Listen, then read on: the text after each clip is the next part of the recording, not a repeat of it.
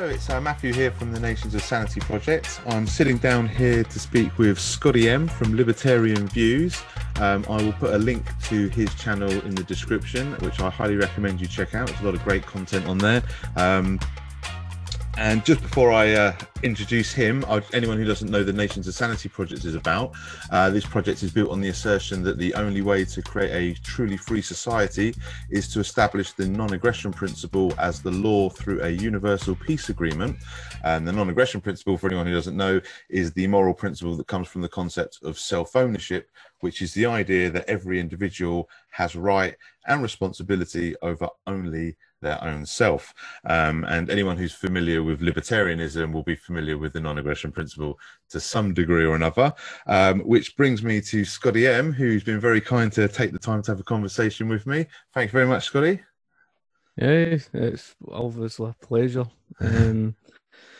As I say, I mean, with regards to myself, my entire channel is dedicated around the libertarian argument, and I do adhere to that of the non-aggression principle. I think it's a fantastic message that you've put out, of course, not even just for people who support capitalism. You know, you've basically said to the other people the non-aggression principle is best even for them, of individual rights. And I know a lot of people, oppose governments, and you're seeing more and more people resisting against this of the lockdowns and etc. They're seeing it, and I've literally, seen people that otherwise weren't really into politics and stuff like that. And these people are being heavily posting a lot of this stuff because they've had to suffer, the restrictions, etc. They've, went through that whole lockdown thing, and it's affecting them because, they've got businesses, it's affecting their life. And because of that, they've sat up and taken notice of it, which is, great to see. That's what I like to see. But, that's a big part of the reason why, I've got my channel. And it's not like, I do it for the sake of, money out of it, because I don't get anything for that as such. I do because of the fact that, there's many things like the 2008 financial crisis and stuff like that. I saw that there was a lot of people wrongly blaming capitalism, and I only recently got into that from today with the economic stuff and that, but I studied it hard, and I was fortunate because I've obviously got someone who I trust, and I was able to go in the right direction, and I learned a hell of a lot. I studied a hell of a lot, and obviously the free market's the only sustainable, system there is. The only, not just from a moral argument, but from an economic perspective. And you can see that today with the soaring debt crisis, the inflationary problems, and a lot of people don't even seem to realise just how serious it is. I think they live in this deluded sort of fantasy world that they can somehow, continue on with the way things are. And, all they've done is kick the can down the road when it came to the 2008 financial crisis. We're not even over that. And that was a big part of why I do, the videos that I do. And obviously it correlates with the social liberty and stuff like that, and especially to do with the individual's rights and that, from the argument that you've made with the non-aggression principle.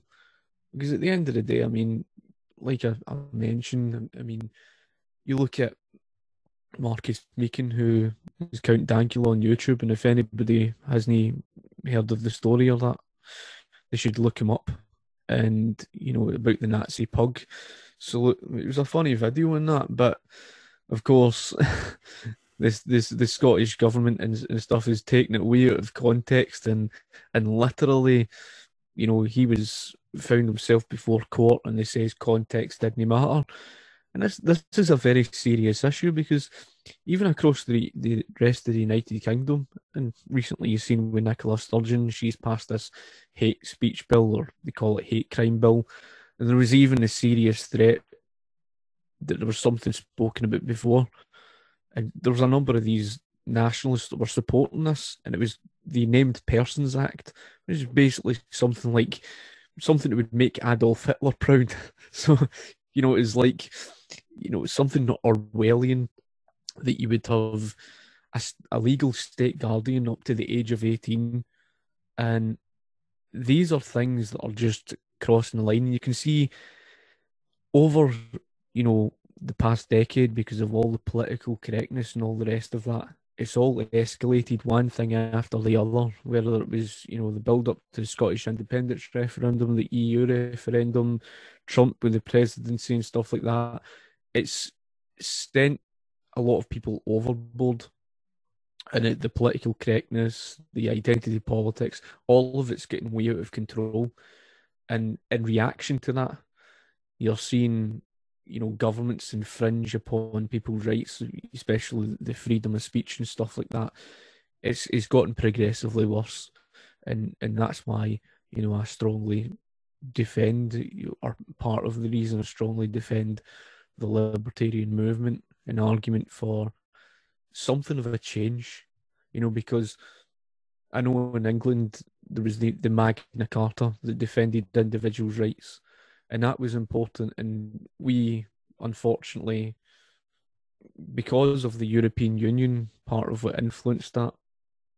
And the problem with collectivism is, and people don't realise this, when the state grants you your so-called rights, it's got the power to take that away from you at any given time.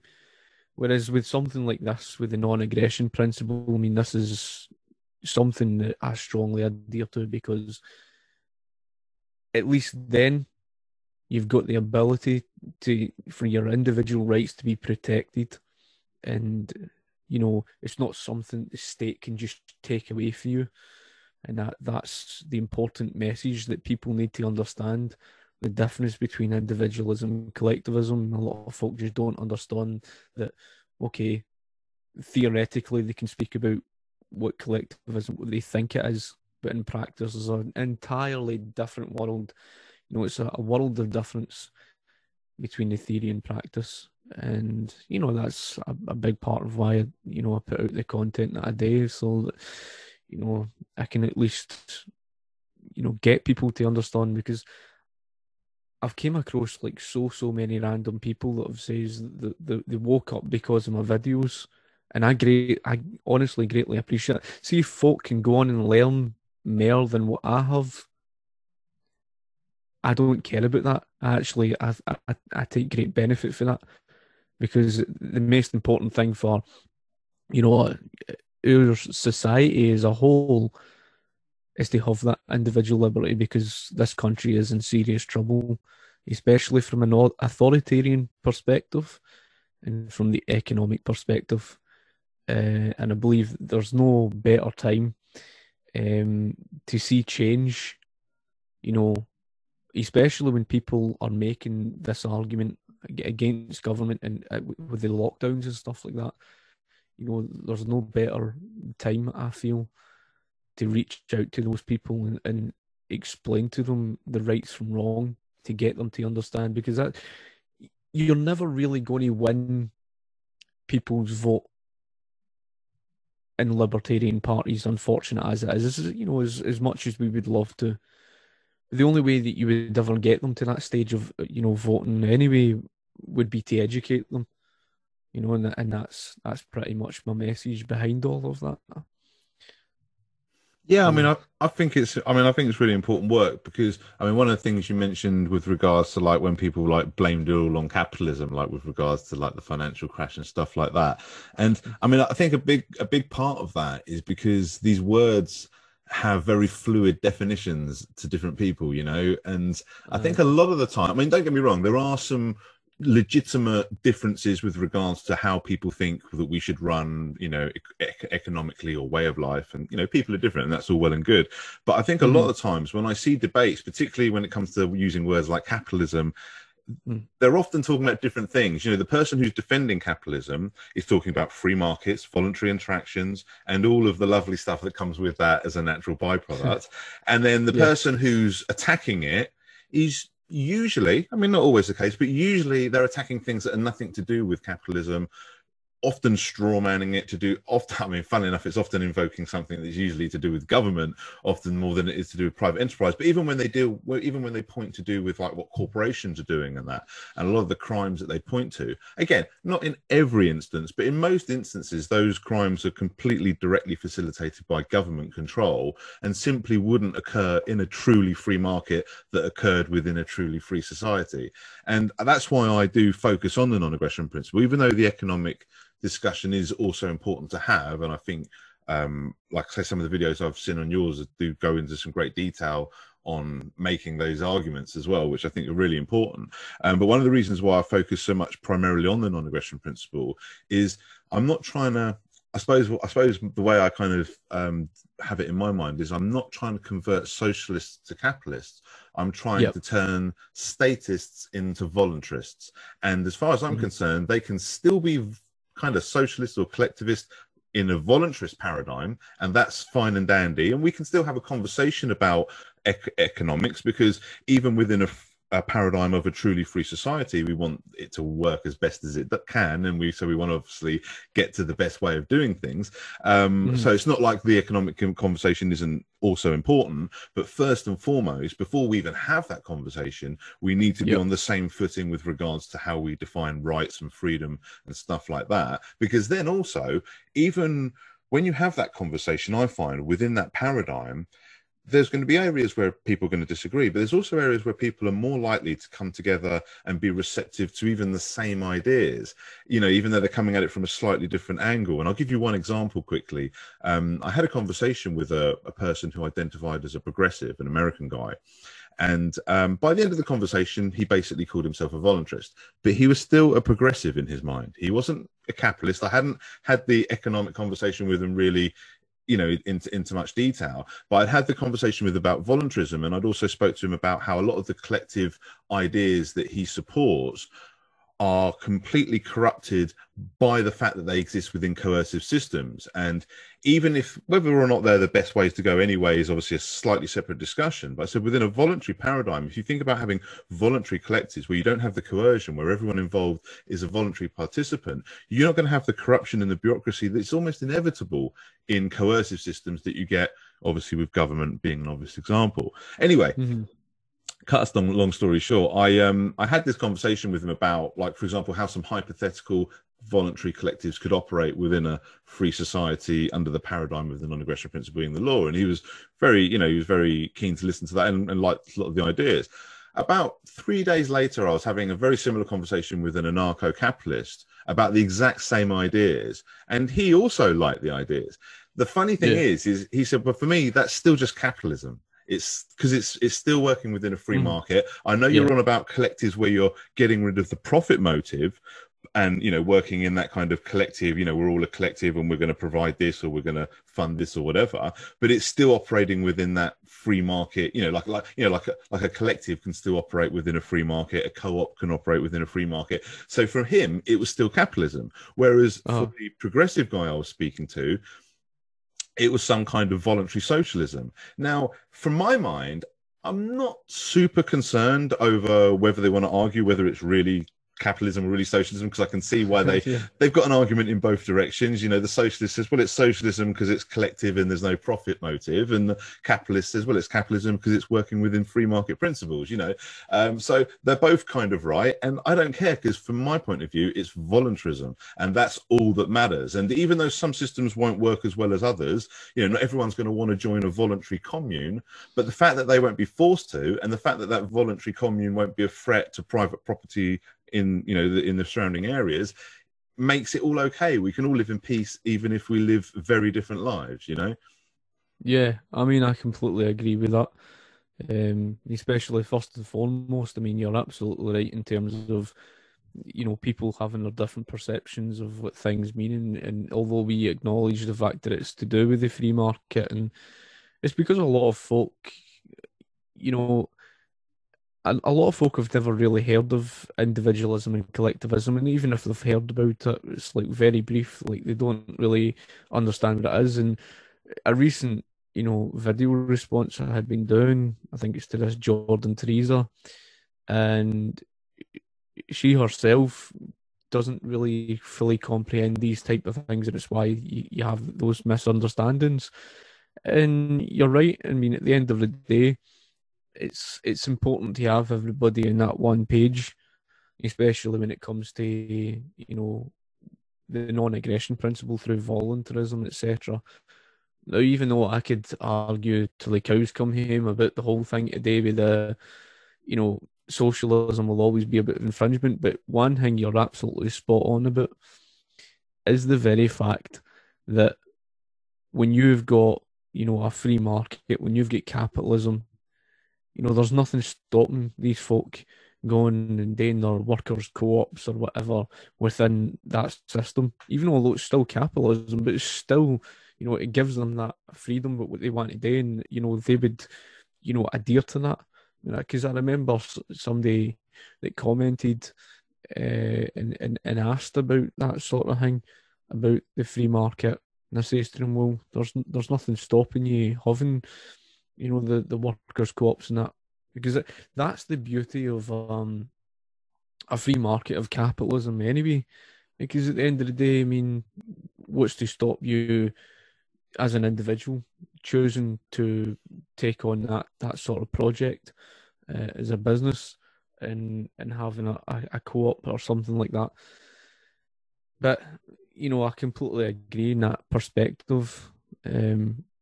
Everybody's on the same page, and especially when you're speaking with the collectivists, the progressive, shall I say, and even that of the anarcho-capitalists, they'll be on the same page in that respect.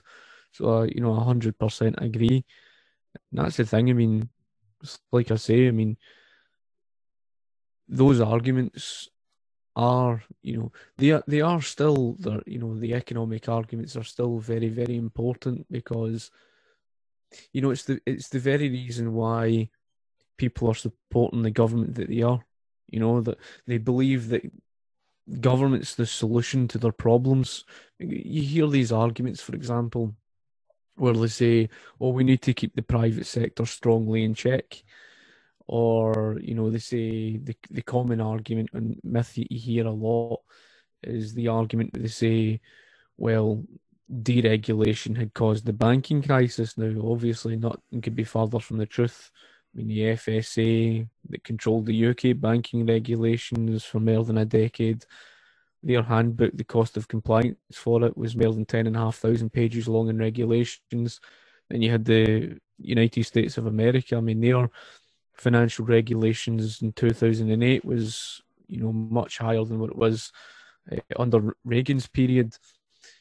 And because of people misunderstanding why the crisis occurred, you've got those who are arguing in favour of more and more of the state. But I think that's the argument that you've rightly pointed out, that it's really all down to, do you believe in the state, or do you believe in voluntarism? And in this argument, that regardless of their views, if they believe in voluntarism, then that gets everybody on the same page. And I wholeheartedly agree with that message. I think that's the right way forward, and especially with the non-aggression principle, it's something that, like I said, I mean, it's something that protects, individual rights and stuff like that. And why shouldn't all voluntarists be to take that on, to take that on board? I think that's a great thing. Yeah, I appreciate that. I mean, it's definitely what I'm aiming for, because I kind of view the one thing I felt that needed to change with voluntarism is I did think it needed to be presented as a more neutral ideology in that sense, with like I suppose, because the way I viewed, because a lot of people view anarcho-capitalism and voluntarism as precisely the same thing, which is understandable, because in my view, anarcho-capitalism is voluntarism, but just with that economic preference also specified. But the way I like to present voluntarism as this neutral ideology is like, okay, well, even if you want to reject this idea of free market and you think, well, no, we're better off living in a commune, or we're better off collectivizing in some kind of way, as long as you're doing that within the paradigm, as we say, of the non-aggression principle and respecting everybody's rights so that everyone involved is a willing participant. And again, also, because for me, it works. It's better in both ways, because if we can't get together with certain people, and you know, not everyone can, and that's fine, at least we can still live in peace on those terms, even if we're kind of somewhat segregated in that, but it's a peaceful segregation. It's just people living their own separate ways of life, and you know, and your neighbor could be a socialist who's part of some collective, and you could be a free market capitalist who goes out and does that, and neither needs to worry about the other, you know. But also the other thing, I think, which I've certainly observed, like I say in the example I gave earlier, is when you're within that paradigm where you know that the other side's ideas don't come with a gun pointed to your head, you're more open to them. And then all of a sudden, like I say, like the idea that I was able to present to the anarcho-capitalist, that he thought, yeah, that sounds quite good. I could see that working in certain circumstances, but I wouldn't call it socialism. That's just capitalism to me. And then the socialist who said, well, I like that, but that's true social. You know, for me, it's like, well, that's the beauty of it, because when we're both working under this kind of common understanding of what rights and freedom are, then we're more likely to come together, because we're not worried, we're not straw manning each other for one thing with, you know, because the other thing, because I even hear, although obviously capitalism is straw manned, I do hear it from the other side that, you know, people who identify as socialists say that they're straw manned because, like I say, that a lot of them will say that their arguments is just that we need to circumvent the profit motive and exploitation and aspects like that, which, you know, there is like legitimacy to some of those points, you know what I mean? It's not like, you know, and then when you say, well, what about the coercion of the state? They say, well, that's not necessarily me, you know, that might be some other people that call themselves socialists, and you know, and the thing is that's beautiful about that is you can separate people from that, you know, like the truly voluntary socialists, if they exist, can be separated from the authoritarian ones, and then the true free market capitalists can be separated from the what I would call right-wing hypocrites, because there's many people that call themselves capitalists who also don't have any respect for freedom, and they'll support other things that perhaps are not so common for the left wingers to support. But like, I mean, I always use a good example. I always say, like, you know, if I'm talking economics, I'm probably going to have a lot more agreement with a right winger, even if he's a statist. But if I start talking about personal freedoms like drug laws or whatever, he's probably going to be on the other side of that fence, you know. So and this is why you can reach both sides, because you can talk to somebody on the right and say, look, you understand free market principles, just take that principle, bring it back to its root and apply it universally, and you'll understand where you're wrong on the other aspects. And then you have the same conversation with the left winger and say, look, you understand self-ownership when you're complaining about drug laws and violations of personal freedom that, you know, that we more typically associate with people on the left being concerned about. And then you just say, well, look, that principle, bring it back to the root, and again, apply it universally. And that doesn't mean they have to be won over as quote unquote capitalist. They can still have their other ideals of saying, you know, let's, you know, like sharing economies and collectives and all of these sort of things. Like I say, I don't have a problem with any of these ideas within a voluntary paradigm. Doesn't mean I'm going to think they're all a good idea or want to be part of it myself or anything, but I'm not going to I'm not going to have a problem with, you know, trying to stop the people that do pursue those things within a voluntary collective. But all the time there's a criminal organization called a government that could be forcing any of these things on anybody. That's the problem. So I just feel like it's the key, you know, like it's not going to unite everybody. And, you know, the human race is such a mess in so many ways that, you know, we're never going to get a utopia, you know. That's why I call it Nations of Sanity, because forget utopia, they're just not even theoretically possible, because people don't even have the same vision of what a utopia would even look like. But it's theoretically possible, at least, for us to all get on the same page of what sanity looks like and what a objective and universal definition of crime and law looks like. And I think if we do that, then we can build upon that. And like you say, free markets can flourish, collectives, where and when they are the better option, they will flourish. Because that's the other beautiful thing about it. And this is how I pitch it to capitalists who'd be like, oh, I still wouldn't want to be part of those collectives. It's like, well, first of all, you don't have to be. But also think about it this way. It's still working within your free market principles. They'll only exist on merit. So they'll only function if that's truly beneficial for it to be that way. If they're not offering a better deal, then people won't go that way because they're not being forced to. No one's making them, you know? Precisely.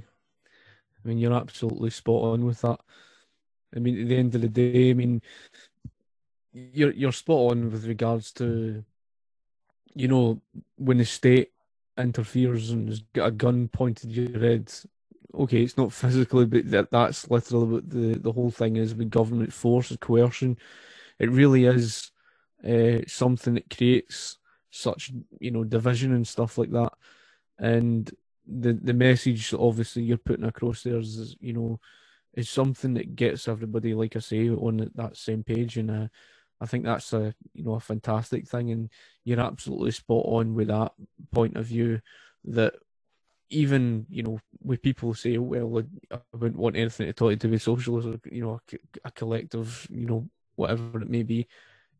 But like you say, I mean, they are operating within, although the socialists may not realise that, but they are operating within the free market, and there's competition there, like, for example, the worker co-ops. And I made this argument before. I says, in a capitalist system, there's no guarantee of success. So, because it requires the state to subsidize, etc., there's no guarantee of success of, companies and stuff like that. And it's the same principle with that of, workers' co-ops. It gives them the opportunity to operate business in that regard. And like any other business or whatever, through competition, then of course, it's more harmonious compared to what you see today. And you can definitely see there is very, very strong divisions. And when it comes to the whole argument, because I know myself, I mean, my channel is dedicated to actually, providing the argument against socialism, and of course why, capitalism, the free markets, the solution to such problems and stuff like that. But I know from my own perspective of the animosity and division, and there's been a lot of the so-called libertarian socialists. Now, obviously, in my arguments, I would argue and say that socialism isn't libertarian, and of course, the arguments would go back and forth at the end of the day. But your argument is not saying, well, forget that. At the end of the day, do you believe in voluntarism? Do you believe in the freedom from the state and having that freedom to start your own collectives? Then fair enough, and I can adhere to that again because of the fact that if it's operating within the non-aggression principle, and they've got the workers' co-ops, etc., etc., fine. I mean that's perfectly fine. So yeah, I mean, I completely agree with that entire message. I think it's actually it's a good thing, because I know myself that right now, like I say, I mean, there is so much division. You're especially seeing this with the Black Lives Matter movement, the Antifa, and there's so much chaos that's going on. Whereas this message is at least providing something, and at least an argument that is something that they can at least reason with, because I'm sure that's what they would want. You could get people who support the Black Lives Matter movement, or even Antifa or whatever, and get them to understand, look, you want the voluntary action, you want basically the workers' co-ops, etc., then that would be the perfect opportunity. And I believe that myself. Even if it's operating within a free market, they might call it something different, but even still, I mean, it's definitely something that's the right message, I feel, and is the best opportunity. Because one of the main reasons that I've voted, not just because I was proud to be British and stuff like that, but I voted in favour of the British Union to protect Scotland and the Union, is because this country was dangerously, so many of the people seem to just, they don't bat an eyelid at the authoritarian principles. In other words, they're pro-statist and stuff like that. And that's a worrying thing. And that was one of the reasons why, and I know the union isn't perfect in terms of, Westminster government. We faced Mhm. enough trouble as it was trying to get out the European Union, and they sneered their nose at us. They, made us out as if we're, too stupid to know what we were voting for, all of these things. But it was also because of the opportunity that I knew there was more people living down in England and maybe even Wales, depends, more people UK wide who support the message of liberty. And that's no disrespect to the Scottish libertarians and whatnot, but there's more people who value that message of liberty.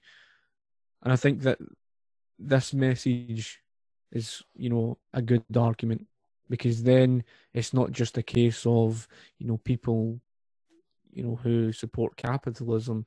It's also saying to people, and there's a lot of them who argue about the, anarcho-socialism or whatever they want to call it. But, there's a lot of those people. And if they could take on that principle from that argument, I think they would go along with it, because you're not saying to them, oh, well, we're going to take anything away from you. You're actually just saying to them, you're free to go and have your communes and stuff. And that's exactly what they want, So, it's a very good message that actually does get people on that same page. And you're right in terms of you're more likely to then at least, push for the argument to reduce the size and power of the state, because this is one of the reasons it's keeping so much of the state in power over our life, is because people have been conditioned to believe in so many things that if it wasn't for government, wherever would we be? And you were it's funny to say, but you're absolutely right in terms of the certain people who claim to be in support of capitalism, but there's many people who are not. and although, and I just recently said to you something about Facebook give me a 3-day ban. I think it was because I responded to someone, and it happened to be one of those type of people. Because they believe in this whole thing to do with the mixed economy. It's like I say, that is a serious problem in of itself, because you can't get rid of the corporatism. They're basically normalizing this issue. And this is one thing that I've actually agreed, surprisingly. I've actually agreed with something on Marxists about. Marxists are absolutely spot on when they say there is a problem with the system today. Absolutely spot on. And it is problematic. You can see that from the authoritarian perspective, like I say, in the economic perspective. But where the Marxists are obviously going wrong is obviously just the case that they're blaming capitalism. But like I say, I mean, when you remove that argument and just get them at least to understand the argument on voluntarism against the state, as long as they can go along with the argument on the non-aggression principle, then that would be something fantastic. Yeah, definitely. And the thing is, it's like when you mentioned about like the anti-fascist or Antifa, I mean, which is supposed to stand for anti-fascist, and it's like, well, look, you could, like say, you could appeal to, again, not all of them, because some of them are just, they're a lot of them are ironically fascist, whilst calling themselves anti-fascist. But the ones that truly do, because obviously there are sincere people in these movements and that, and like there are truly people that are concerned about racism that support like BLM and stuff. But there's obviously a lot of very cynical actors, and there's obviously a lot of insanity in those movements as well. But it's like with with anti-fascism and that, it's like, for me, there is no more greater embodiment of anti-fascism than voluntarism. I mean, if you think about what fascism is, it's totalitarian state control and no individual rights. And what is voluntarism? It's complete individual rights and no totalitarian state control. It's literally the opposite to it. So if you really, so that's definitely the approach I make when I'm speaking to people of like a left-wing persuasion, if you like, is say, look, you know, if you really oppose fascism, then you need to step back and think about what fascism is. Don't have some kind of kindergarten child like definition in your head. Think, what is fascism? What do I really oppose? Oh, I oppose this authoritarian government that violates individual rights. Well, what's the opposite to that? The non-aggression principle, the concept of individual rights itself. And if we flip the script, so to speak, and like, you know, replace the authority of these ruling governments, which is, you know, not legitimate by any kind of moral understanding, and replace that authority with just this simple principle, which is universal and objective and kind of impossible to argue with. I mean, one of the other things I sort of say to people is, you know, it does depend on like self-ownership. Like if you accept self-ownership, then everything else I kind of lay out is self-evident from that. You know, if you accept self-ownership, then the non-aggression principle obviously comes from that. The idea that it defines crime objectively comes from that. And then in my opinion, the idea of establishing it as law is a no-brainer. And also the idea that it would need to be established through a peace agreement is also self-evident, you know, because of the nature of the principle prohibiting ruling authority. So, you know, like everything follows on from that, but you do have to start with self-ownership. So people say, okay, well, what if we reject self-ownership? It's okay, well, you can do that, but good luck building any kind of moral framework without it. Because if you reject self-ownership, like it's when people try to claim the right for things, it's like, well, you've got to start with your right over yourself, because how can you claim to have right over anything or anyone if you don't first have right over yourself? And if you want to have a principle that says you have right over yourself, then that principle obviously says that everyone has right over themselves. And you know, and like I say, so everything's kind of self-evident. It's like, I know morality has a very kind of subjective feel to it, and morality itself is subjective as a thing. But if you want to have morality, once you've made that first step of saying, well, we want to build a moral framework, we want to live in a world where we're not just saying, you know, fuck morality, then once you've done that, then you have to accept self-ownership, because because you can't reject it and still have a moral framework. That one needs the other, you know. So I try to present it to them in a way that kind of shows how undeniable it is. But I always start with a principle that they already believe in, because almost everybody believes in the non-aggression principle to some degree. You know, like I say, if you're talking to someone on the right, you'll have more luck having an economic conversation. If you're talking to someone on the left, maybe you're better off talking about, you know, the immorality of drug laws or something, or illegal wars, or the things that, you know, they're passionate against. But the fact of the matter is everybody, you know, most people, you know, if you walk in the street and say, do you think it's right that rape, murder, theft and assault are all crimes? They'd be like, yeah, of course. And then you say, okay, step back. Why? Why are they all crimes? Like, what's the common thread that runs through all of those things, the defining principle? Same for slavery, same for everything else that we kind of universally understand is a crime. And once you understand that, we can get rid of all the other bullshit that's been criminalized, like drugs and gambling and prostitution and stuff like that, which isn't an endorsement of any of those things. That's another thing I like to clarify to people. Like, you know, you can be totally against drugs and also against drug laws just because you understand personal freedom. You could be like someone who thinks, you know, you could be really Puritan, you could have real Christian values.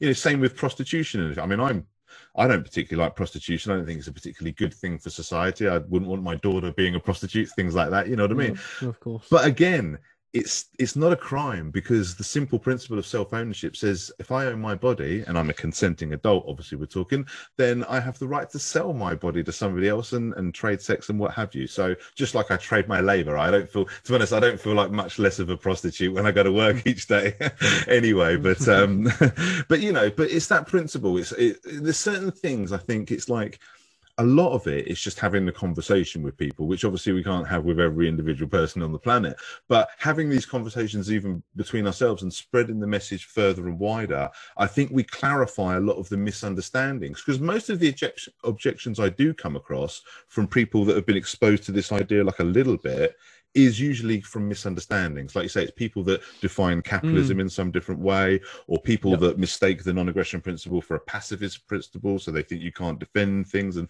you know, or you know, all sorts of different misunderstandings. And once you cut through there, there's very little objection left, that I find in most cases.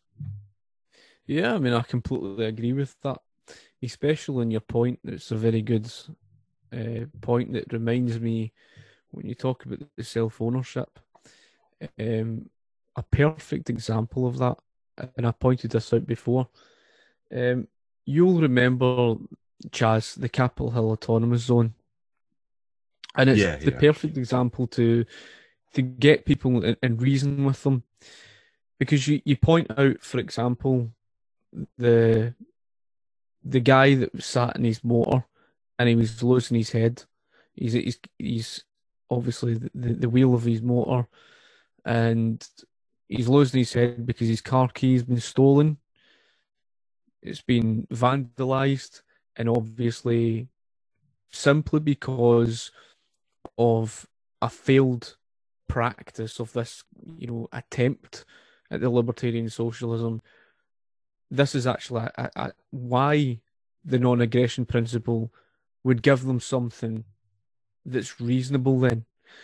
Because there's an example when there's no self-ownership, and it's this belief of, well, what do individual rights matter? What do, what does self-ownership matter? Well, that example there is a prime example of how people just help themselves. They think, oh well, what does it matter? This person, it's now my car. I can do what I like, because this person obviously doesn't have rights over it now. And they take that attitude. They think they can just help themselves to it, and you tend to find that, and it creates conflict and violence. Whereas if you've got something there like the non-aggression principle and individuals' rights, and even if it's for the sake of collectivists who wish to do their communes and stuff like that within such a framework, at least then they've got something there that's reasonable for self-ownership. And that is so important, because that is the only way that you can create harmony. Because, and it's true of what's been stated, that prior to the Industrial Revolution, before, I wouldn't say it was extreme individualism, because we know ourselves that the Industrial Revolution was still, bordering with this, the mercantilism. It wasn't like purely free market. You still had the levels of the imperialism, the colonialism, and whatnot that followed, especially with India. I think it was the late 19th century as well.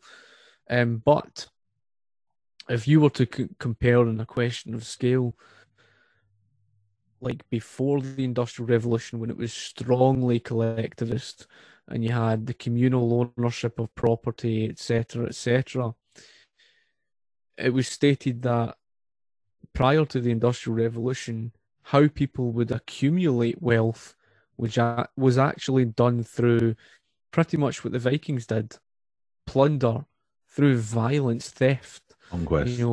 And that basically conquest, and you've seen that from the likes of the Roman Empire, etc. And that's the reason why individualism, and basically having that principle, is the only way that you can create harmony, and why self-ownership is so important.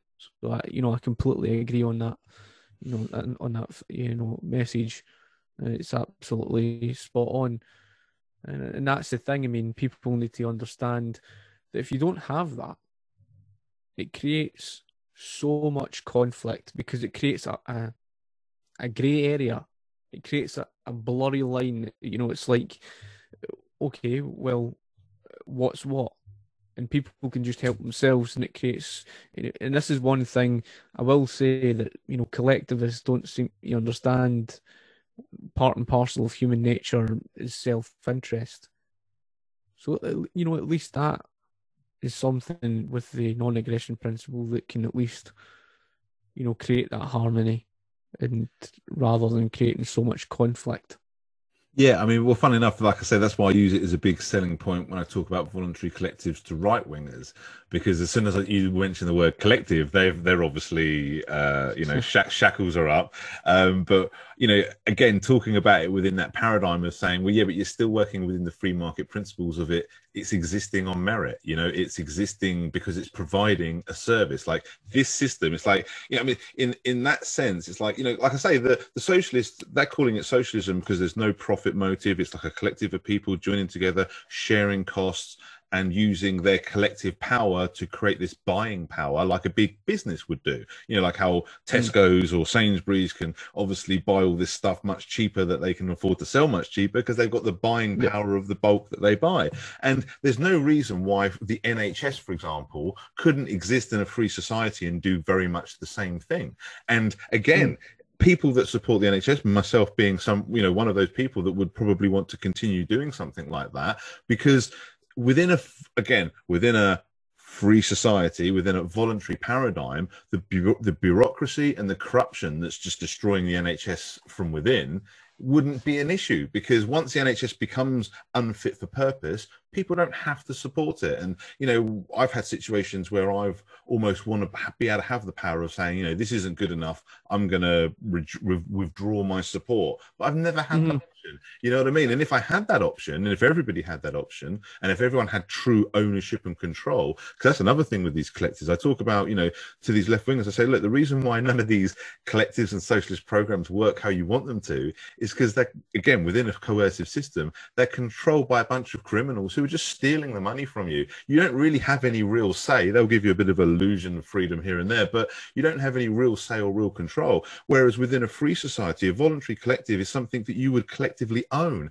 Almost like it's like private ownership. People think of it as public because it's so many people owning it, but it's still private ownership. It's just many people that are privately owning something. And when you've got that ownership, then all of a sudden, not only do you have more control, but you've got more respect. And again, what you're talking about, how people got no respect for things, you know, like when you see people treating their communities terribly and that, well, when they really have true ownership of part of that community, let's say it was like a, you know, as part of a kind of voluntary collective, then all of a sudden the motivation to actually treat it with respect is not guaranteed, obviously, but it's the, you know, because that's the other thing about our society. And I'm not taking individual responsibility away from people, but we do live in a system that encourages the worst, that motivates the worst often in people, you know, with regards to, you know, encouraging people to use the state's violence rather than, you know, find innovative ways to, you know, solutions and stuff like that. So I think, you know, there's so many, there's the direct things that it solves,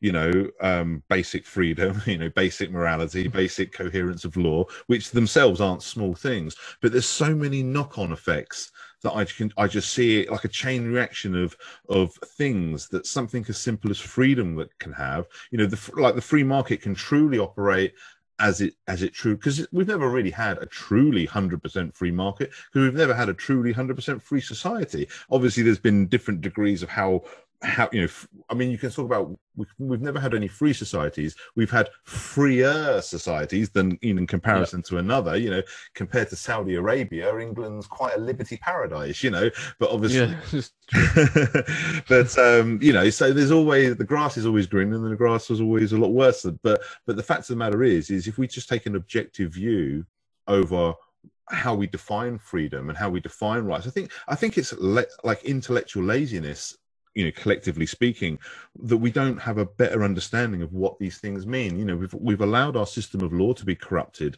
to the point that crime, you know, again, that's why people don't have any respect for law and crime, and why we have a lot of lawlessness in the, you know, in the way that you don't want, you know, with property destruction and violence against people and stuff like that. Because when you lose respect for one law, you often lose respect for them all. And there are a lot of valid laws that we want to maintain, i.e. what the non-aggression principle identifies, you know, and if that was the only law, people would respect that. If you had law enforcement organizations, whether they were public serving or private security, if they were law enforcement organizations that didn't have any special powers or rights that anyone else didn't have, that only enforced the non-aggression principle, you wouldn't have people hating them the way that people hate the police today. I mean, I hate the police today. They're a criminal organization that do nothing but violence against, not nothing but violence, you know, obviously it's not black and white, you know, people, they do good things now and then, but generally speaking, they're a criminal organization that cause more crimes than they are fighting against. And so I can understand why people hate them. Now, no one hates the fire brigade. No one hates the paramedics. You don't hear,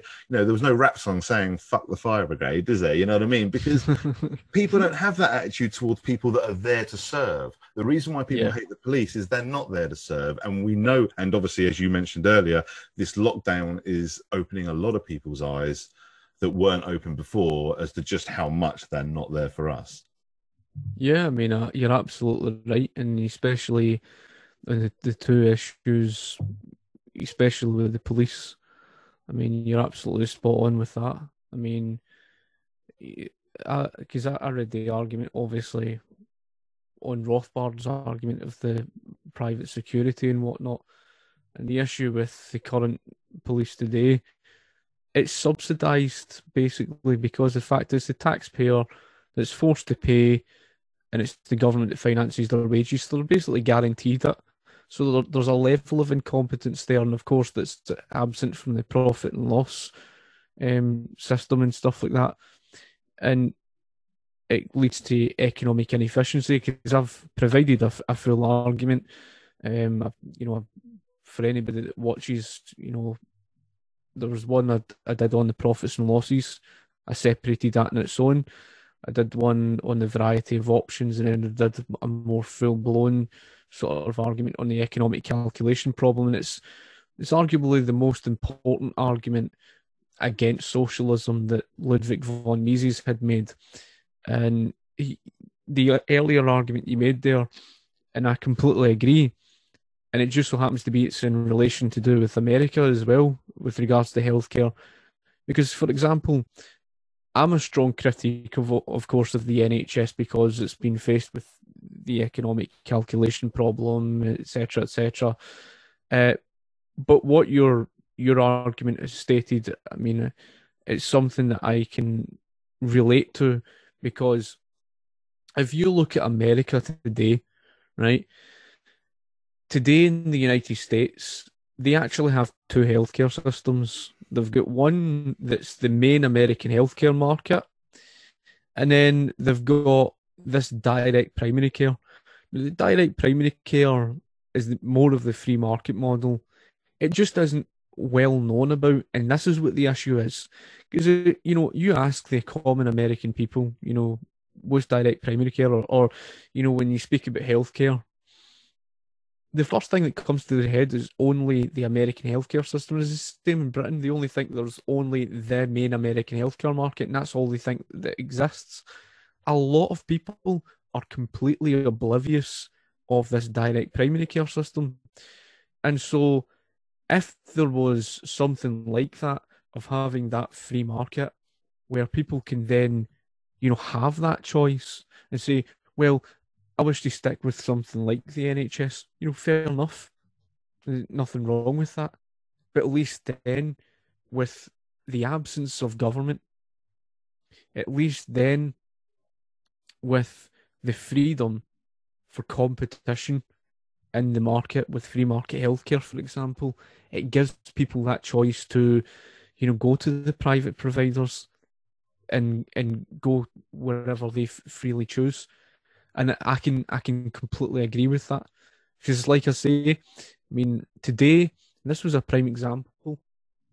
I think it was Josh Umber who founded the direct primary care model, which is based off the free market model. Now, the main American healthcare market got out of control because of the American Medical Association monopoly, the third-party payer system, the over-regulation of the private sector, the Affordable Care Act, that of course was known as the Obamacare. All of these things that introduced so much insurance into everything. And because of government's intervention through the third-party payer system, it ended up creating a collusion with the private pharmaceutical companies. Everything got out of control. And then, I think it was Josh Umber, a medical doctor, who created, this model of healthcare that's based on like the Netflix of healthcare. So it was like a subscription-based model where people would pay a monthly base rate fee. So kids typically $10 a month. The average adult about $50 a month or whatever. And kind of like the way you would pay for a gym membership, you get access to everything. Well, he operated it on that basis, and there's more and more medical doctors that are operating with that system today. And I think it was something to do with an accident where he put a patient through the normal insurance system, and it was initially for blood works or something, where she was going to be charged about $1,028. But as soon as he reran it through the so there was. You're cutting out a bit, man. Hello? Hello?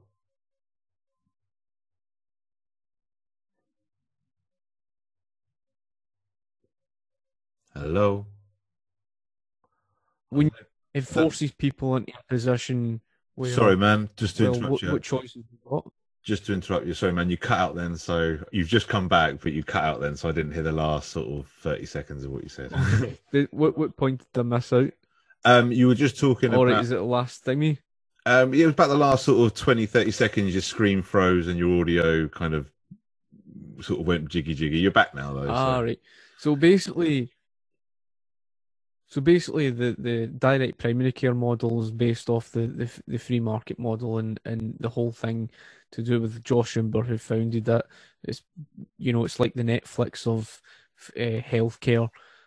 So in other words, $10 for kids, $50 an average for an adult or whatever, which is kind of like the way a gym membership works, where you pay that monthly fee, you get everything of access. Well, it's mostly 80% of the healthcare in this regard, because what they did was they removed the third-party payer system, which is basically the middleman, and they removed the insurance because most of it's unnecessary for the majority of the healthcare needs and wants, and they only kept the insurance for 20%, which is for serious issues. And so obviously it works on a 24/7 base system, and they can communicate with most of their patients through electronic communication, kind of like Skype and stuff like this, like Zoom and whatnot. And it enables the doctors to free up their time for patients with more serious needs. So if they want to spend over an hour with a doctor and stuff, so the healthcare quality gone up and the cost of driving down. And it's like I said with the example, I don't know if you had caught the example. It was something to do with this patient. This woman was getting blood works done or something, and initially through the normal insurance system, it was going to cost $1,028. So that's quite a lot. But once he discovered that the mistake, he reran that thing back through the normal direct primary care model, and it was only going to cost her $38. A massive reduction by 80 to about 95% in cost reduction. And this is exactly the point, because like you've explained, I mean, in a free market model, at the end of the day, people would then at least have the choice, and they would be aware it's available. The problem in America today is because of everything has been monopolized, and the main American healthcare markets become so oligopolistic and monopolistic, etc., that it dominates the market, so much so to a point there isn't many people out there today aware of the direct primary care model. If it was something where you had a free market, it would spread like wildfire. The free market model would spread like wildfire, and more people would be more than aware of it. And it would give people that freedom of choice. And that is what a free market really is all about. So, I completely agree on that point. Yeah, I mean that's very much what I'm looking to almost. It's funny enough because when I think about establishing the non-aggression principles, the law, and the implications of that, like forcing governments to go from ruling authorities into voluntary collectives, and then I was thinking, and it would force something like the NHS to convert into basically what you're talking about, just a very large version of it. But but for all of the reasons you've just laid out, that's why it would work so much better. And I'll even add a few more reasons in there as well. In a truly free market, without the government providing all these, like patents and licenses and like the monopoly that you alluded to, the cost comes down. I mean, that's the other thing as well. Like, I mean, imagine you're someone living in a free society, or you've just moved to a new country that is a truly free society, and both options are available to you. There's like there's a standard like free market option, get yourself some private provider or whatever, or which is also a free market option, but some might call it a more socialist option, which is this kind of this what you describe, but like a kind of collective system. And you're looking at both and you're thinking, well, for one thing, the cost of both is going to be much cheaper, because I mean, this is the other thing that a lot of, and it frustrates me again as well.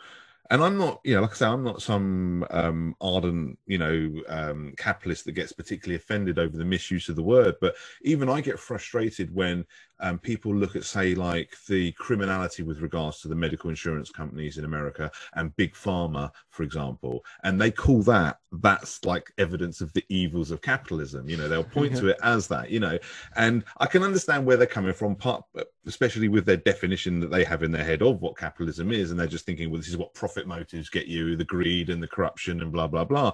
But my thinking is, but if you don't have this giant criminal organization that has this monopolistic control, there's nothing to corrupt. There's no, like the reason why corporations have governments in their pockets is because governments are the weapons that cut through our rights and freedom, that allow them to have monopolistic control. And I always use, I think it's a really good example because it hits so many dimensions, but I always point to the cannabis situation, particularly here in England, because I don't know how familiar you are with a company called GW Pharmaceuticals, but they're basically a pharmaceutical company that grows cannabis in England, have done since I think 1990 something.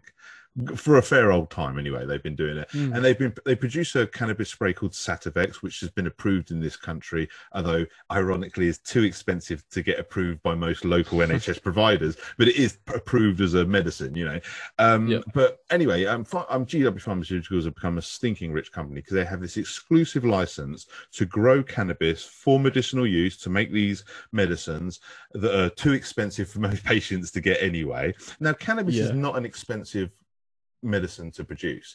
So why is this product so expensive? Well, it's so expensive because this is the only company that can make it. Literally, not only like through the licensing and that, but through the fact that it's literally illegal for people to even grow their own. If you're some granny with arthritis who wants to just make yourself a few brownies to help ease the inflammation, no, you go to prison, or you at least get your plants taken away from you and your house raided, and the thing is those sort of situations. I mean, the reason why I think that's such a good example, because you've additionally, in addition to the other aspects of like the licensing and all the other stuff we talked about that drives up the cost of drugs, you've also got them actually criminalizing this for regular people. I mean, like the blatant and overt corruption of a government being able to say this drug is dangerous and has no medical benefit, and if you grow it or use it or sell it, you're a criminal. But this pharmaceutical can grow it as a medicine because it's a safe and effective drug that we'll approve, but only in their patented form. And like I say, a situation like that, apart from being a moral outrage, which obviously is worth mentioning even from that point of view, but it strikes home the point with regards to the difference between a healthcare system, because in a free society, cannabis medicine, when and where it's appropriate, will be available at the cheapest that can be made available, which wouldn't be anywhere near the extortionate prices that this pharmaceutical company charge. Because if it was charged at that extortionate price, if you are an old granny and you've got to pay £300 for a spray bottle of cannabis, you are going to make grow your own in the back garden, and like you would your tomatoes. The reason why tomatoes aren't weight for weight worth more than gold like cannabis currently is because tomatoes aren't illegal, and if they did cost that much, people would either stop eating them or they grow them themselves. But when it's illegal to grow something yourself, and again, and I know this isn't what we're talking about directly, but that links to other things that, like when I talk to people about the drug laws, and they talk about the destructive effects of drugs, particularly like the money that all these criminal gangs get. And it's like, well, all this does is provide that money to them. Like the reason why the Mexican gangs became so powerful was because of the drug laws, because they were given a revenue that legitimate businesses couldn't have, that, this, again, a market that wouldn't exist for them because there wouldn't be the profit motive. every single time they always create like this black market, and it always drives everything up. Um, they don't seem to realize that the laws, the restrictions create disastrous consequences. Like, for example, the example with the drug war that you've seen, which was a failure by government. But you're absolutely spot on with that. And the other side of the argument is the fact that with the restriction of the drugs, the Food and Drug Administration in the United States was a perfect example as well, similar to, of course, that where people can't afford. But it's the fact that when the regulations imposed to make things illegal, they're potentially harming people because there's potential drugs that save countless thousands of people's lives. And of course, like I say, whenever the government creates that issue, then of course you see the black market and whatever. You'll always see that, and that's always been the case.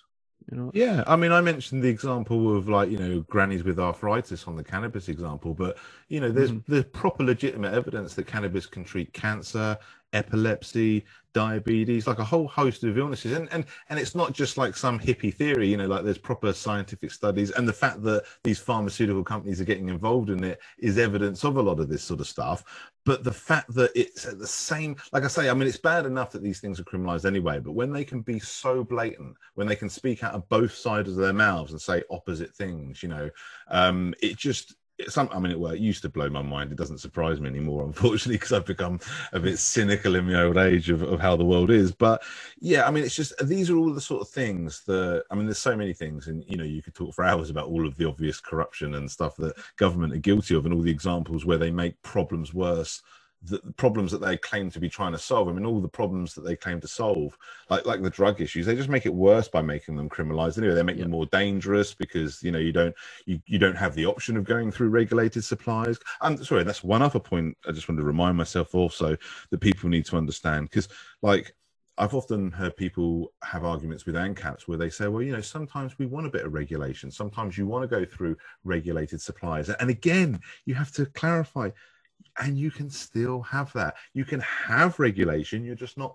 forced to have regulation. So, for example, even within a free market paradigm, you could have a quote unquote regulated market that's regulated by some body that has some certain standards that go beyond the non-aggression principle, because you want, like, certain industries have regulating bodies and stuff, and you could have one for the market as a whole, and you could have competing ones as well, again, to have that quality assurance that comes through that competition.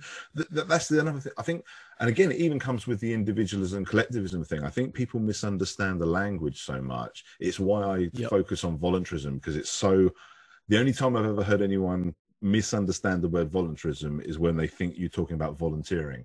But other than that, it's generally pretty unambiguous. But like even with the individual and collectivism thing, I know what you're talking about. But I've heard people think, well, does that mean we can't collectivize? It's like, no. We're talking about rights. When we talk about individualism versus collectivism, we're talking about individual rights versus these collective identities. But no, and that's why I think, like I say, when we establish the voluntary part of the conversation and have all the other conversations within that paradigm, so much confusion gets cleared up, so many misunderstandings get cleared up. Like, say, that gun, the gun we were talking about is out of the room now, and people don't suddenly think that the person who's presenting this idea to them is their enemy. Maybe they've got a good idea, maybe they've got a rubbish idea, but the fact that there's no threat of force attached to it means that they're more open to it and they're more likely to discuss it.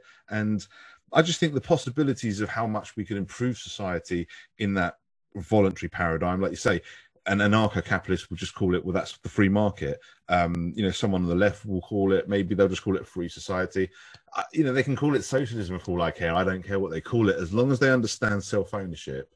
I think we can get everything else right. And like I say, and then we still have the other conversations, because one of the reasons why a lot of these collective systems that would operate within a free society would work if and when they can and do work, the reason why they work will be the same principles that will also support the free market principles. So when you're talking to this collective, say, when he's saying, well, look how well, we're providing this much better product and service to people through this collective system that they wouldn't, get from businesses because they'd be wanting profits and not working, whatever the reason the collective model is better, but it's still working within that paradigm that the free market capitalists can appreciate of, you're providing a superior service, and that is why you're winning in this competition, even though it doesn't feel like capitalism to you because it's a collective, it's this sharing, like kind of, you're circumventing the profit for the sake of collectivizing the benefits, and you're doing this different model, but it's still a model that's working within the paradigm of freedom. I mean, you're absolutely right in that regard. At the end of the day, I mean, it's exactly what creates that harmony. The other thing you had mentioned, especially in relation to drugs, and it reminds me of, it was a question I was recently, asked about the intellectual property rights and stuff like that. And that to me is quite an interesting discussion and stuff like that, because, in relation to all of that, it's like, you take, for example, like I'm a photographer, so like, when I take photographs and stuff like that, there's the copyright stuff, or, as a YouTube content creator, you're aware of the stuff to do with music copyright, video copyright and stuff like this. All of these things. That's another thing that I had watched it was an argument made by someone in the Mises Institute. Although it was an older video, he mentioned how consumers as a whole would be wealthier in the absence of the intellectual property rights. Now, again, I don't know how one would look at that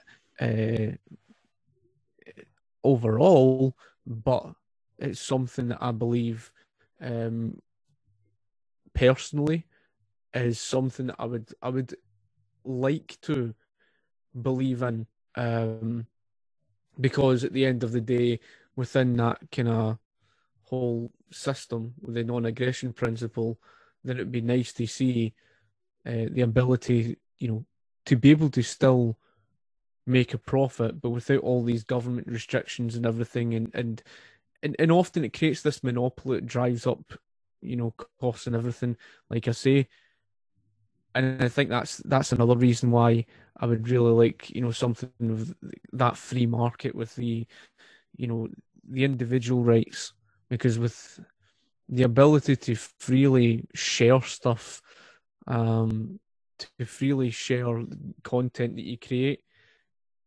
I mean, I don't have all the answers to, because I haven't personally properly studied into that myself, but I would imagine you would still be able to work and make profit from, selling such stuff, but still be able to share without there being all this copyright issue.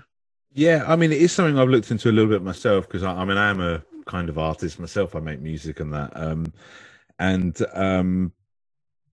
I mean, basically, as a matter of law, like if the non-aggression, in my little society that I want to create, if the non-aggression principle is established as law, then as a matter of law, IP wouldn't exist. Like intellectual property wouldn't be recognized as property under the non-aggression principle, because we can't really own ideas, like if I come up with a song, someone else overhears me and they copy it, they haven't actually stolen from you. Like when you steal physical property, the reason that's an act of aggression is because you're taking it from me. But copying isn't really taking; it's copying. So technically, you couldn't enforce IP as a matter of actual law that's being enforced on everybody regardless. But this does come back to my point about how you can still have regulation within a free society, and obviously the regulation is only going to apply to people that are willing to be part of that regulation and whatever rules and what have you. So say, for example, you did, and it doesn't have to be this way, and there are other ways that we can protect and find ways to, for artists and people to, still benefit from their creations, because obviously you don't want to cut off those avenues and make it not worth people creating things, from a societal point of view. So there's motivation on a societal level for us to, find ways around that. But one of the ways you could preserve intellectual property rights, copyright, things like that, if you wanted to. And I'm not saying that we necessarily would want to, but one way in which we could would be within things like regulated markets. So you could have, within a free society, you could have a regulated market where copyright and IP was still enforced, but it's only a rule within the regulated market. Now, because you don't have to operate within the regulated market, there's no coercion there, because you don't have to be part of it. Again, it's like you're saying, if you want to be part of our club, these are the rules we play by, but you don't have to be part of our club, kind of thing. So it would work so you could maintain intellectual property rights under that basis. And I think that is quite feasible, because most large industries would want to work within a regulated system. And again, because one of the things when I said about the fact that you could still have a regulated market, but you just wouldn't be forced to use it, and what was previously the black market would just be an unregulated market, it would no longer be criminalized, and when a lot of people said, oh well, why would people use the regulated market, especially if there's an additional cost involved, because you're paying for this regulating body, so there presumably would be like a tax like fee, which there obviously would be. In fact, I even use this as an example of how you could provide a non-coercive alternative to taxation, where you could retain a regulated system for a market which is no longer mandatory, but would still exist, as an option for companies and people and all the rest of it. And part of that, part of the fee that you pay to be part of that, as well as paying for this body to provide the regulation that it's providing, may also provide some of the infrastructure and services for the areas involved, in that area or region where it's being regulated. So there's ways in which that all these things can work, and they might be bad ideas, they might be better ideas than what I'm presenting. Again, I like to separate the whole, like this non-aggression principle as law idea is something we're demanding. It's like the definition of this project. It's, we're fighting for it. But all the other stuff is just ideas. Hey, this could work. This could work. Maybe it wouldn't. Maybe there's a better idea. But I think a lot of these things could work. And IP is a really good example of that, because when you step back and think about it, and I had this conversation with a music producer friend of mine who has similar concerns, obviously, with things like that. And I mean, he was pretty happy with the fact that you could still maintain it within a regulated system, because he agreed that, particularly on a commercial level, it's probably still going to operate within a regulated system. Sorry, I lost my word there. Within a regulated system. So in that situation, he's probably going to find his IPs protected much as it is today anyway, and there might be some unregulated copying of it, but kind of so what, but there's also other ways. I mean, I think we can also look at the way we operate our societies in ways, and again, this is the stuff that appeals to the left wingers and that, because the right wingers just want to trust the free market completely and just let the businesses and the profit and all the rest of it and let it all kind of work their way.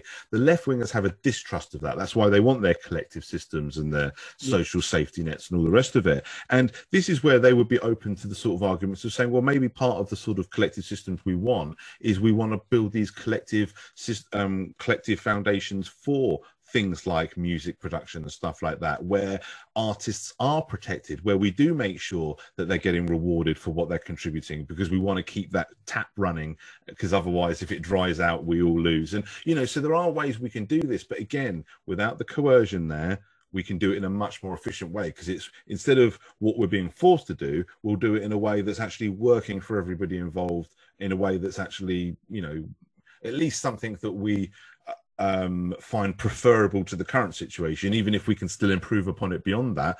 And again, like I say, that's why I keep emphasizing, because I almost get a bit repetitive with the emphasizing of it, but I think it's worth repeating, because people forget it so easily, because we're so used to living in our current society where everything's forced on everybody. It's always important to say, look, we're talking about voluntary. So you might think this idea is shit, no one's going to force it on you, that's fine. Whereas and then all of a sudden, like I say, they're more open to the idea then, and they might still reject it because it may genuinely be a bad idea, but it may also be a good idea. And that good idea, I mean, let's put it this way, and I know for myself, when people talk to me about how to change society and that, if it doesn't include the non-aggression principle idea, I'm not interested. Like, I'm not interested in your revolution if you're just going to replace one lot of authoritarian nonsense with another lot of authoritarian nonsense. Exactly. It's like with the whole, do you want a communist or government or a fascist one? Neither, thanks. You know what I mean? It's like, I'll have freedom, thanks.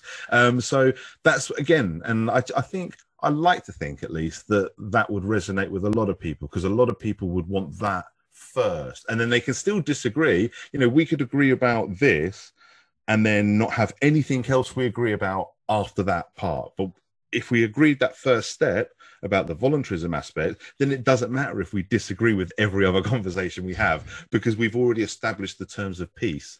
And whether we live together or whether we live apart, we'll live in some form of harmony at least.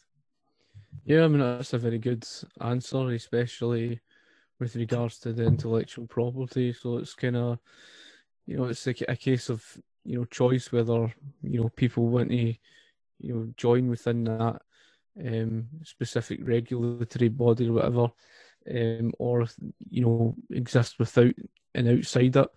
And I think that's actually a better solution compared to like this, authoritarian sort of monopolistic system you've got today, where it's just forced upon everybody else and you haven't got a say in the issue. It's just like, well, there's no choice. It's just you have to go with what you have in this country. But whereas with that free market model there that you're speaking about, and especially the non-aggression principle, that for me is a better answer, better solution. At least then, they would have that choice to choose between the two. And I think that would be actually a better and you system.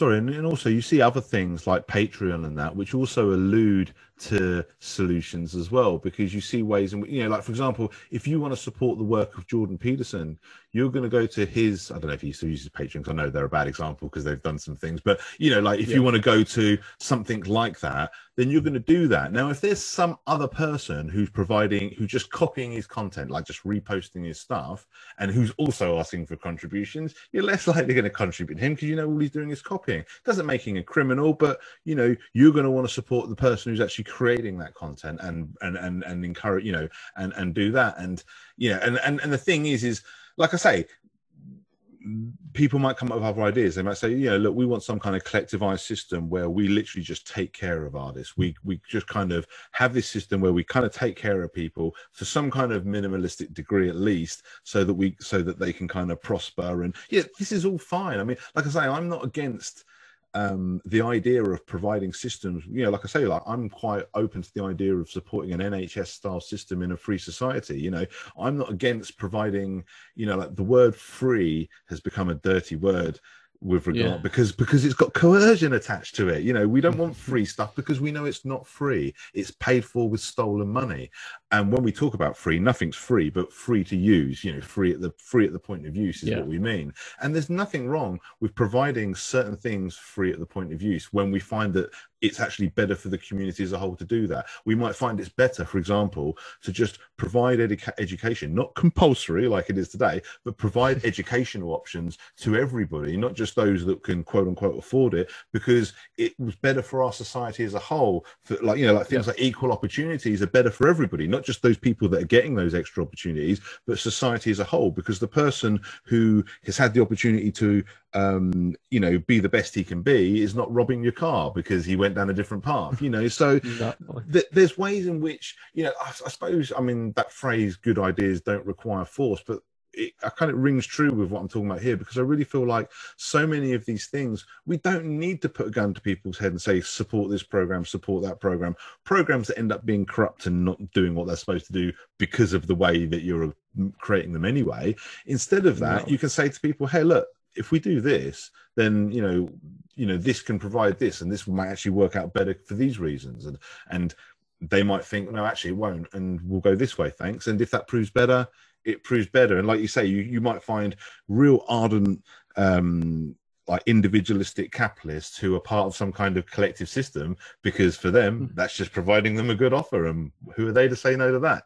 So there's so many possibilities that I just think we can open up, and it's just that one fundamental thing that we need to change. And it's no little thing. I mean, it's something that's I mean, throughout all of recorded human history, we've had some kind of oppressive force with its boot on our necks to some degree or another. Like you said, there's been varying degrees of freedom and free market expression and stuff like that, and you've seen the results of that, but we've never had a truly free society. But we could. And I And suppose that's the thing, because, I mean, the important thing regarding historical context, when you look at the 19th century, at that point in time, their theory of communism wasn't quite from the Marxist theory, that is. I know that obviously feudalism was very much similar in many regards, but from that perspective, it wasn't really tried and tested at that time. The 20th century was the experiment. It failed, and I think that has set the ground, at least, for change in my perspective, because people have witnessed, they've seen enough people, and I'm saying like people with enough common sense at least. They've seen that the problem is with the state, and that includes even people who claim to be a libertarian socialist, even if I disagree with, socialism being libertarian, besides the point, even they acknowledge the fact that central planning doesn't work, and of course that, that whole issue. So we've actually reached in my opinion, an unprecedented period in our history, because there are a lot more people, I would argue, who are more favourable in some respect to opposing that authoritarianism. There's no doubt a lot of people there still. I mean, for example, there's a person I know who just recently started posting a lot of the content, and I think it's absolutely fantastic that she's doing so. Prior to all of that, she wasn't really someone who really took interest in all of that type of stuff, and only recently, because of everything to do with the lockdowns, like I say, I mean, here she is, she's posting all this stuff about how it's an infringement on the rights and everything, and all of these things is great to see, because more and more people are waking up to that type of thing. And that's why I say, when you look at today, we live in an unprecedented time. And I think also it's influenced from the economic perspective of how serious the economic mess is. So that message, of course, is something that, a great many people could, benefit from. It's about getting that, message to people, and it's a really good thing. Yeah, I agree. And to be honest, on that note, I mean, I'll probably wrap up the conversation because we've been on it for a little bit now. But on that note, I think one of the things that we're doing that's good in that direction, and I know, I mean, I'm a tiny channel, and you're a bigger channel than me, but obviously still pretty small on the grand scale of things and that. So, we are small drops in a big ocean. But one of the things that's important about these conversations, I think, is the more that we kind of connect and spread this message, it is a slow process, and it does feel like a bit of a David versus Goliath kind of situation. But like you say, there are some real unprecedented aspects of today, in this day and age that we're living in, that do bode well for us. And one of those is what you mentioned about how more and more people are opening their eyes to the true nature of government, the true nature of what the police are all about and stuff like that. And I think that is mostly crossing the partisan divide. I mean, I think the lockdown has had more left-wing support than it has had right-wing support. But there's also been a lot of resistance from people of both left and right-wing persuasion, and a lot of people that are kind of up in arms about it as well. So I do think there's reason to be hopeful in that area. And I think the more and more as well that we kind of, like, not just for spreading the message to other people that obviously haven't been, thinking about it, which is obviously really important, but also when we have these conversations amongst ourselves, I think it gets the ideas a little bit more polished and clearer, like talking about things like IP and stuff like that. Because I think as well, the more we've got, because we don't have to have every little I and T dotted, but the more concise we are in what we're talking about as well, I think that strengthens our message as well. Obviously, like, I'm very much trying to push this whole idea of, focusing on the nappers the terms of peace and stuff, which is, obviously the whole voluntarism message is the NAP anyway, and libertarianism in itself is built on the non-aggression principle, but just that's taking an extra step of saying, well, look, okay, let's make this the top focus kind of thing. But even beyond that, like other ways in which we can kind of reach out to people and say, look, we don't need government. And when the more we have these conversations, the more we break through the misconceptions that I think make some people hesitant, because people, all they've known is government. I mean, that's the other, in balance to the good aspects and the positive things.